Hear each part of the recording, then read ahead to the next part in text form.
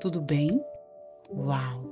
70 dias ininterruptos, avançando, imparáveis, constantes nesse desafio desses 100 dias.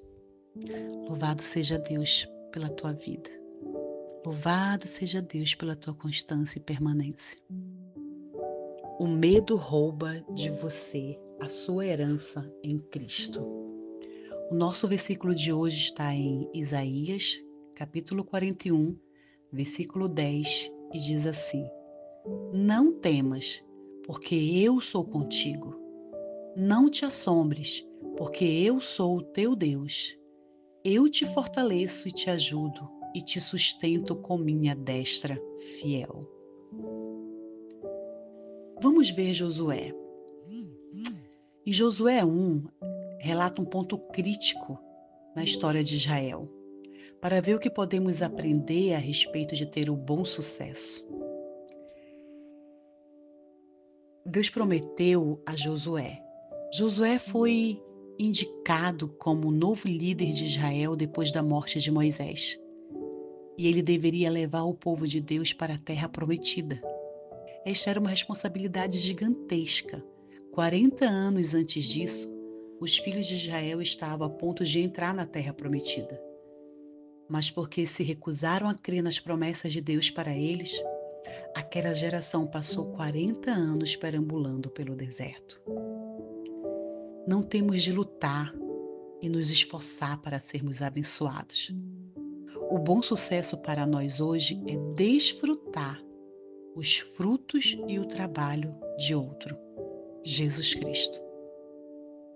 Esta não era a vontade de Deus para eles. Deus queria levá-los para uma terra onde fluía leite e mel. Ele queria lhes dar uma terra cheia de grandes e belas cidades que eles não construíram, de casas cheias de coisas boas que eles não encheram, de poços construídos que eles não cavaram e de vinhas e oliveiras que eles não plantaram. Tu podes conferir isso em Deuteronômio, capítulo 6, do 10 ao 11. Em outras palavras, ele queria que eles desfrutassem os frutos e o trabalho de outros, os gigantes que estavam na terra. Amada, isso é o bom sucesso. Esse é o tipo de sucesso que você desfruta da abundância de provisões em todas as áreas da sua vida. Este tipo de sucesso é caracterizado pelo descanso, porque a Bíblia diz que nossa terra, a terra prometida, é o descanso de Deus. Estamos desfrutando os frutos e o trabalho de outro, Jesus Cristo. Esse é o tipo de sucesso que Cristo nos deu. Não temos de nos esforçar e lutar para sermos abençoados. Não precisamos disso. O que fez com que a herança prometida fosse roubada de toda aquela geração? Para responder a essa pergunta, precisamos fazer outra.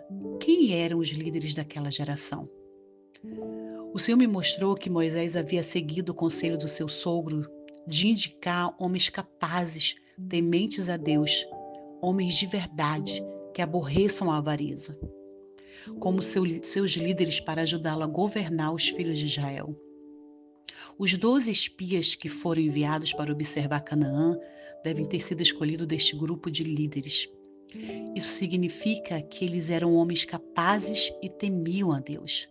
Eram homens de verdade que aborreciam a avareza. Por falar nisso, quando Jesus foi tentado pelo diabo no deserto, ele disse: Retira-te, Satanás, porque está escrito: Ao Senhor teu Deus adorarás, e só a Ele darás culto. Mateus 4:10. Jesus estava citando Deuteronômio 6:13, que na verdade diz: O Senhor teu Deus temerás, a Ele servirás, pelo seu nome jurarás. Então, de acordo com Jesus, temer a Deus é adorar a Deus. Mas apesar de todos esses atributos de liderança, nenhum desses espias a quem Moisés indicou entrou na terra prometida, com exceção de Josué e Calebe. Nenhum. Por quê? A resposta é esta: eles não tinham coragem.